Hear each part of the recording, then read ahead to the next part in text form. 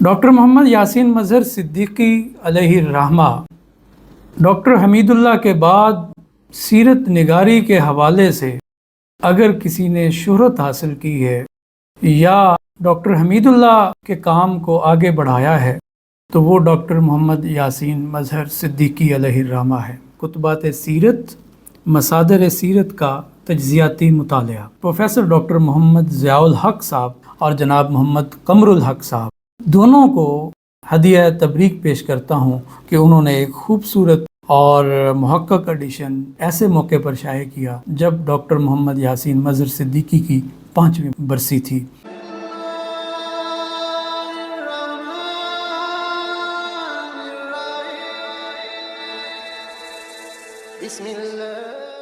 آپ ہمارا سلسلہ دیکھ رہے ہیں تعارف کتب سیرت اور میں آپ کا میزبان ڈاکٹر محمد سعید شیخ آپ سے مخاطب ہوں۔ آج جس کتاب کا انتخاب کیا ہے، جس کا تعارف آپ کے سامنے رکھنا ہے، وہ کتاب ہے خطبات سیرت، مصادر سیرت کا تجزیاتی مطالعہ۔ یہ پروفیسر ڈاکٹر محمد یاسین مظہر صدیقی علیہ الرحمہ کی کتاب ہے۔ ڈاکٹر محمد یاسین مظہر صدیقی، جنہیں ہم بابا سیرت کہتے ہیں، ڈاکٹر محمد حمیداللہ کے بعد اگر سیرت کے حوالے سے کوئی بڑا نام ہے بر صغیر پاک و ہند میں اور اردو لکھنے والوں میں، تو وہ ڈاکٹر محمد یاسین مظہر صدیقی کا نام ہے۔ ڈاکٹر محمد یاسین مظہر صدیقی علیہ الرحمہ 2015 میں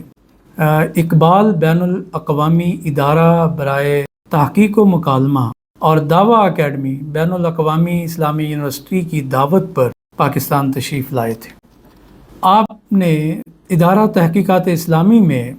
28 تا 31 دسمبر 2015 کو ایک 4 روزہ ورکشاپ ہوئی، اور اس 4 روزہ بین الاقوامی ورکشاپ میں، جس کا عنوان تھا سیرت النبی صلی اللہ علیہ وسلم کے بنیادی و ثانوی مصادر، 4 دن لگاتار آپ خطبات وہاں عنایت کرتے رہے، اور ان خطبات کو بعد ازاں خطبات سیرت، مصادر سیرت کا تجزیاتی مطالعہ کے عنوان سے شائع کیا گیا۔ یہ کتاب بالکل میرے سامنے ہے۔ یہ اس کتاب کا تیسرا ایڈیشن ہے جو بین الاقوامی مرکز فضیلت برائے مطالعات سیرت، ادارہ تحقیقات اسلامی بین الاقوامی اسلامی یونیورسٹی اسلام آباد سے حال ہی میں شائع ہوا ہے۔ خطبات سیرت کی یہ تیسری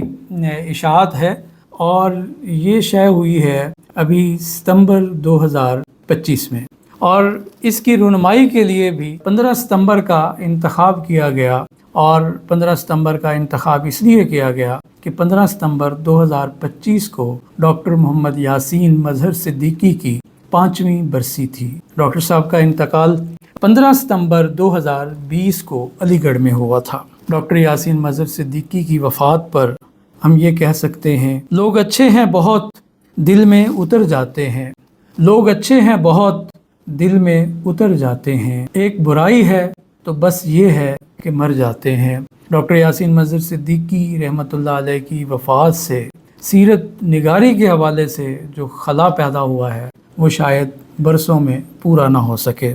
ڈاکٹر یاسین مظہر صدیقی کے یہ خطبات، جیسے میں نے بتایا، سیرت النبی صلی اللہ علیہ وسلم کے بنیادی و ثانوی ماخذ کے ارد گرد یہ گھومتے تھے، اور اس میں آپ نے 4 دن مسلسل مصادر سیرت کے حوالے سے آپ نے گفتگو فرمائی۔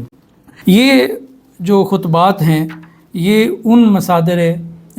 سیرت کا تجزیاتی مطالعہ ہے۔ ان خطبات کو اس کتاب میں ابواب کا نام دیا گیا ہے، اور کل 9 ابواب ہیں۔ باب اول کا عنوان ہے مصادر سیرت کا تنقیدی مطالعہ، باب دوم کتب سیرت کی تالیف کا واحد طریقہ، باب سوم اس کا عنوان ہے نقد روایات ابن اسحاق اور ابن حشام، اور چوتھا باب ہے قرآن مجید بطور ماخذ سیرت، 5واں باب ہے حدیث نبوی سے سیرت نگاری، اور 6واں باب ہے دوسرے مصادر سے اخذ و روایات، اور 7واں باب ہے تجزیہ و تحلیل کا مسئلہ، اور 8واں ہے درایتی یا متنی نقد و تجزیہ، اور 9واں باب ہے تجزیاتی نگارش کے طریقے۔ ڈاکٹر صاحب کے یہ جو عناوین تھے، ان پر انہوں نے سیر حاصل بحث کی، اور مصادر سیرت نبوی کا تجزیاتی مطالعہ جو ہے وہ لوگوں کے سامنے رکھا، اور اس مصادر سیرت کا تجزیہ کرنے کے لیے میں سمجھتا ہوں کہ جو ہستی کر سکتی تھی وہ ڈاکٹر یاسین مظہر صدیقی کا ہی خاصہ ہے. عام آدمی کے لیے مصادر سیرت کا تجزیہ کرنا بہت مشکل ہے. اگر آپ سیرت طیبہ کے بنیادی ماخذ، روایتی ماخذ، غیر روایتی ماخذ، ثانوی ماخذ سے استفادہ کرنا چاہتے ہیں اور پھر ان کے اندر کیا کیا مسائل رہے ہیں یا کیا اسلوب رہا ہے، ابن اسحاق کا کیا طریقہ کار تھا سیرت نگاری کے حوالے سے، پھر ان کے جو شاگرد ہیں جنہوں نے ابن اسحاق کی تہذیب کی ہے، ابن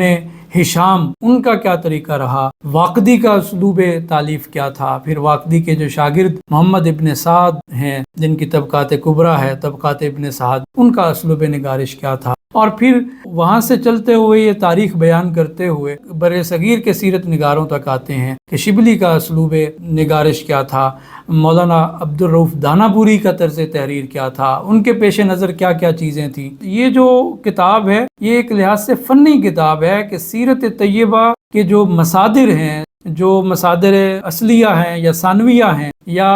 روایتی مصادر ہیں اور بعض غیر روایتی مصادر ہیں، ان کا اسلوب کیا تھا اس کو بیان کیا ہے. مثال کے طور پر ڈاکٹر یاسین مظہر صدیقی ایک چیپٹر میں اس میں لکھتے ہیں کہ ابن اسحاق یا ابن ہشام جو ہے وہ جب کسی کمزور روایت کو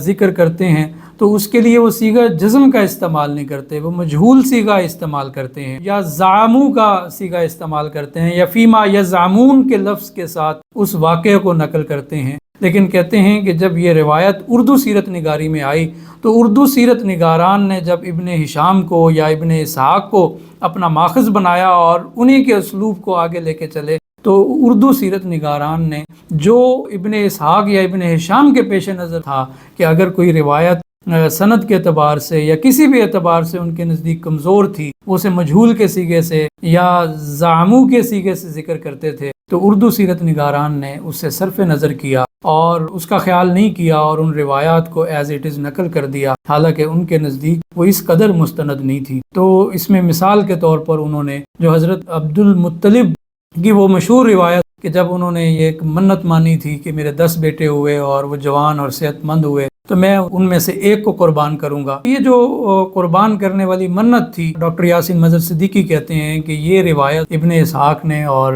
ابن ہشام نے